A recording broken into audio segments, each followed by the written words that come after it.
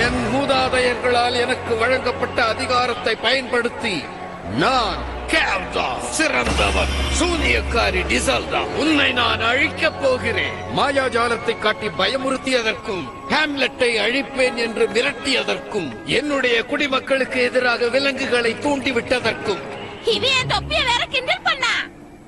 ஞாபகம் இருக்கா? கேவலமா இருக்குன்னு சொன்னானே. ஓ ஆமா, அந்த தொப்பி கேவலமா இருக்கு. இல்ல, அந்த தொப்பியை பற்றி விமர்சித்ததும் கூட. கால்ட்ரோஃப், நீ எதுக்கு இப்படி மாறிட்ட? நாம ஒன்னாகியிருந்த அந்த அற்புத காலங்களை நீ மறந்து போயிட்டியா? என் சக்தியை எப்படி அடையறதுன்னு எனக்கு நீ சொல்லி கொடுத்தியே.